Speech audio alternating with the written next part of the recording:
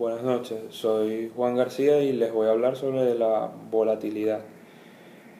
La volatilidad es un concepto que se utiliza cada vez más en el ámbito financiero y especialmente en el mundo de los fondos de inversión.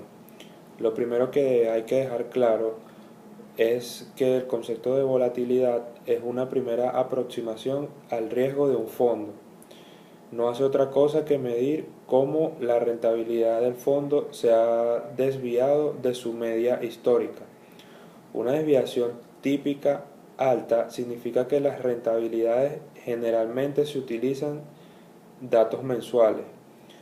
Del fondo han experimentado fuertes variaciones, mientras que una desviación típica baja indica que esas rentabilidades han sido mucho más estables en el tiempo.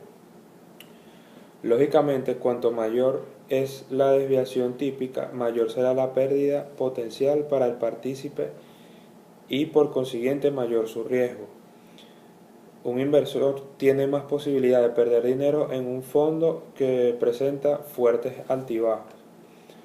Por otro lado, el riesgo cambiario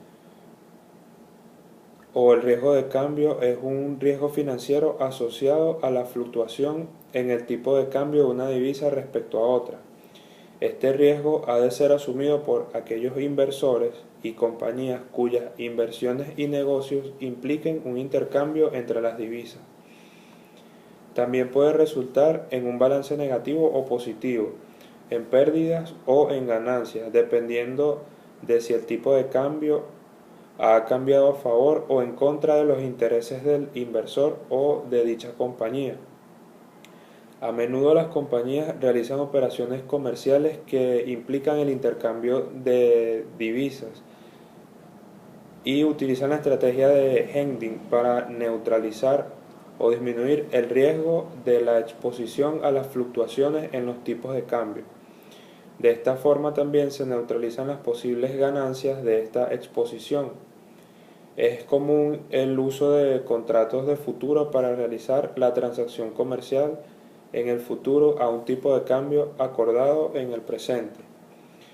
El tipo de cambio spot se refiere al tipo de cambio corriente, es decir, transacciones realizadas al contado. En la teoría de las expectativas de los tipos de cambio se relaciona con los tipos de cambio a plazo. Es un estimado insesgado del tipo futuro al contado. Si aumenta uno, debe aumentar el otro y viceversa. Esta teoría mantiene que los tipos de cambio al contado esperados dentro de un periodo debe coincidir en el actual tipo al plazo.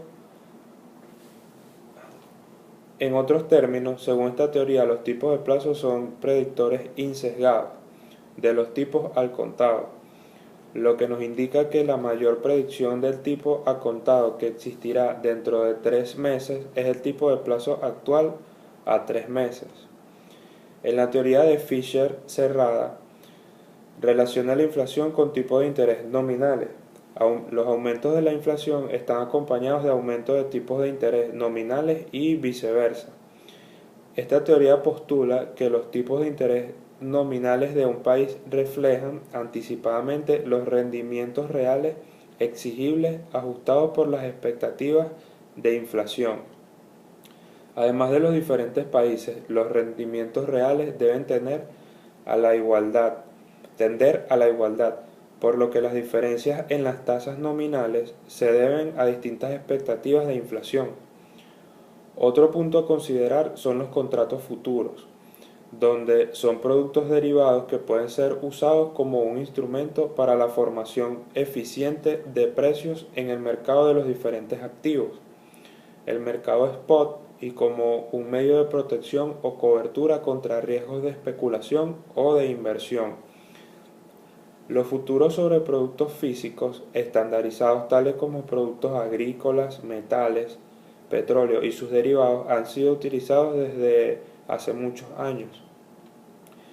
En cambio, los contratos adelantados, también conocidos como contratos a plazo, son contratados mediante los cuales el comprador se compromete a pagar en una fecha futura determinada.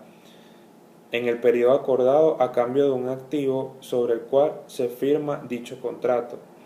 Por su parte, el vendedor se está comprometiendo a entregar el activo en esa fecha a cambio del pago al precio acordado.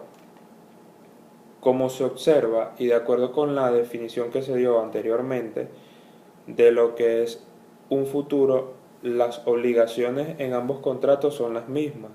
Sin embargo, las diferencias entre estos dos instrumentos son importantes y se basan en tres aspectos principales.